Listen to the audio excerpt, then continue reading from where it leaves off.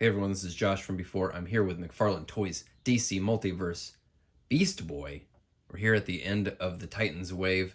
We've got the Build-A-Fig here. It's Beast Boy, maybe not the Beast Boy that we think of right away when we think of the character, but I think this is going to be a pretty fun Build-A-Fig. I don't have a particular attachment to the Titans, so those of you that are big fans of Titans, of the Teen Titans, you'll have to let me know if this wave has delivered what you were hoping for. These figures have been pretty fun so far, but I really am expecting Beast Boy here to be my favorite of the whole wave. The Titans here were sent over by our friends at McFarlane Toys. Let's start putting this dude together. Start grabbing some of these pieces.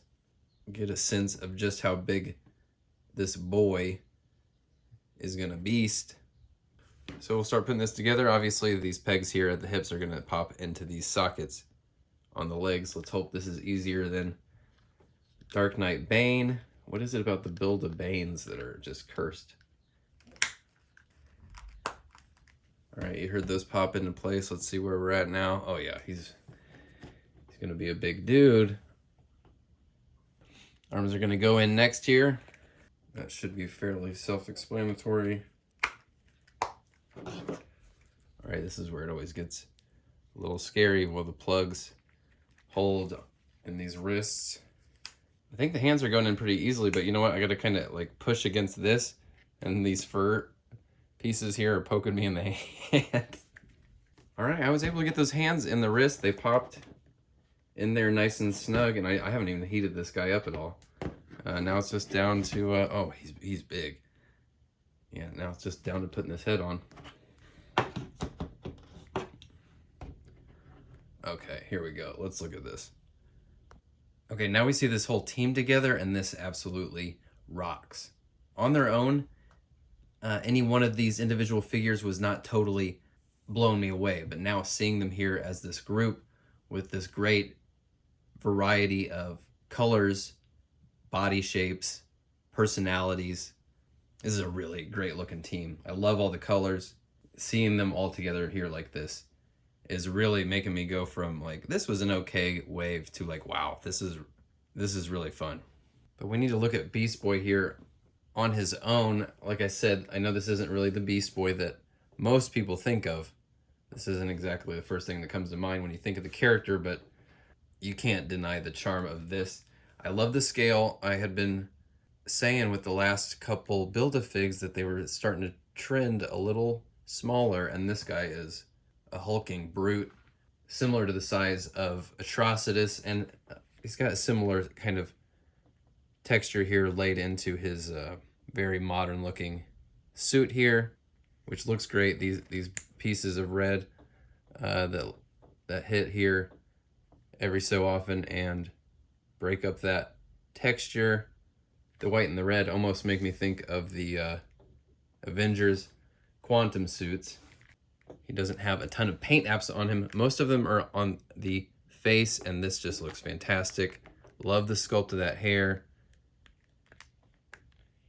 It's got a highlight on it to give it a little bit more definition.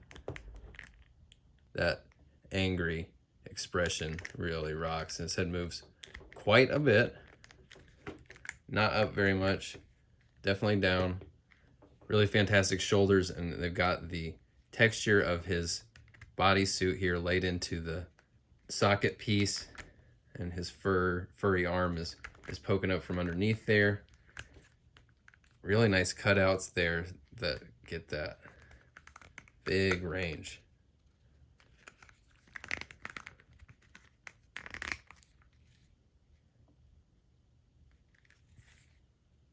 Huge range of motion in those arms for such a big figure.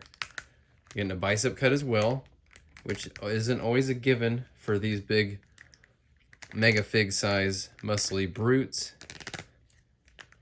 So that's nice. Single elbows. The single elbows don't have that rotation that they normally have. So that's going to come in at the bicep.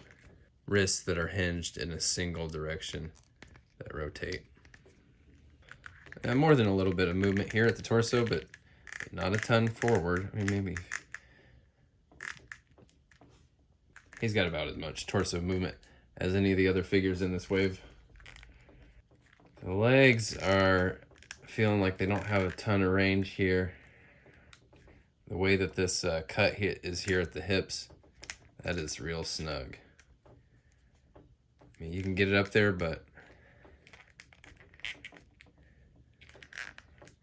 it's gonna take some effort, and you're gonna stress out this soft material there. Double knee is pretty good.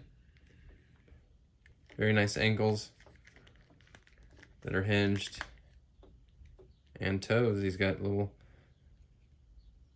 bit of toenail polish on there. Okay, so he looks really good with this vibrant color palette.